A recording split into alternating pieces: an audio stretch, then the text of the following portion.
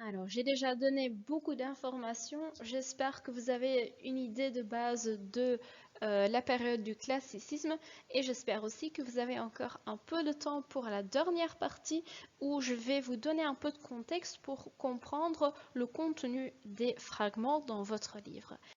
Et pour cela, on doit retourner au théâtre, à la comédie L'Avare de Molière. L'Avare en néerlandais de wrak, c'est donc une comédie faite pour rire avec les vices de l'homme et on va surtout critiquer, on va surtout rire avec l'avarice de gierigheid. On va présenter quelqu'un qui est très avare et beaucoup de personnes ont reconnu ce personnage, donc c'était une comédie avec beaucoup de succès. Je vais brièvement vous présenter le contenu. Il ne faut pas connaître tous les détails pour après, mais c'est tout simplement pour comprendre le fragment que vous avez dans votre livre. Alors, l'histoire commence avec Harpagon. Harpagon est le personnage principal et est notre avare. C'est donc quelqu'un qui n'est pas très sympathique, il n'aime pas beaucoup de personnes, il n'est pas vraiment aimé. La seule chose que Harpagon aime bien, c'est l'argent. Et pour cela, il a une idée parce qu'il veut encore gagner plus d'argent. Il a deux enfants, Élise, sa fille, et Cléante, son fils. Et pour gagner encore de l'argent, il a organisé deux mariages. Il a organisé pour Élise un mariage avec Anselme. Et Anselme est un homme déjà très vieux, donc c'est quelqu'un qui va mourir bientôt, ce qui est intéressant pour avoir son argent. La même chose pour Cléante. Pour son fils, il a trouvé une veuve, une weduwe. C'est donc quelqu'un qui a déjà hérité de l'argent et quand elle va mourir, Cléante va aussi avoir de l'argent. Donc Harpagon trouve que c'est une idée géniale, mais en réalité, c'est une comédie. Donc on va voir qu'il y a quelques problèmes que Harpagon n'avait pas prévus. Tout d'abord, le problème c'est qu'Élise et Cléante n'aiment pas les partenaires choisis par Harpagon.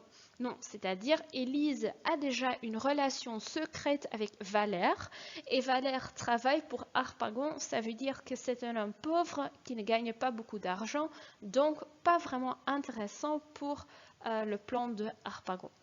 La même chose chez Cléante. Cléante a déjà une relation secrète avec Marianne, une jolie femme.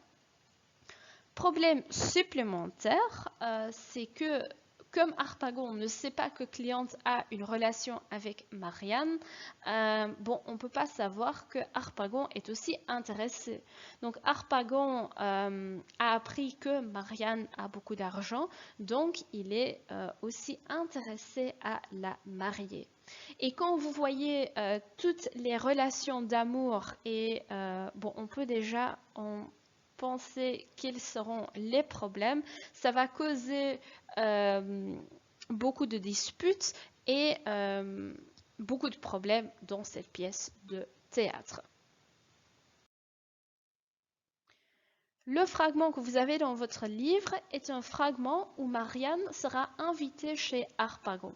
À ce moment-là, Harpagon ne sait pas que Marianne a déjà une relation avec son fils Cléante, mais Marianne ne peut pas refuser l'invitation de Harpagon. On a dans le fragment aussi Maître Jacques, et Maître Jacques est le chef de cuisine de Harpagon, et donc comme une femme est invitée, il va préparer un dîner. Il est le chef et Maître Jacques veut montrer ses capacités. Comme chef, il va expliquer à Harpagon ce qu'il veut préparer pour le dîner, mais Harpagon n'est pas content parce qu'il voit que Maître Jacques va demander beaucoup d'argent pour ce dîner et Harpagon ne veut pas dépenser son argent. Voilà un peu le contexte pour le fragment. Si c'est quelque chose qui vous intéresse, j'ajoute encore une petite vidéo YouTube où on explique toute l'histoire de cette pièce de théâtre. C'est en gris, donc ce n'est pas obligatoire pour la matière.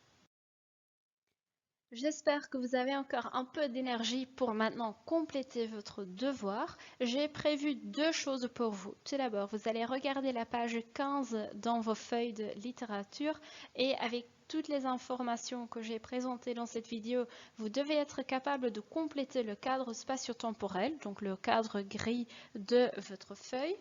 Et ensuite, vous allez prendre la page suivante avec les fragments et vous allez essayer de compléter les questions à côté du fragment de l'Avare de Molière.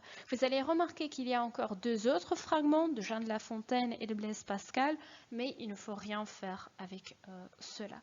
J'espère que vous avez aussi noté des choses. Donc, tout ce que j'ai raconté dans la vidéo, c'est ce qu'il faut connaître pour l'examen. Donc, ça pourrait être intéressant de faire un résumé personnel et de compléter vos notes personnelles de la littérature.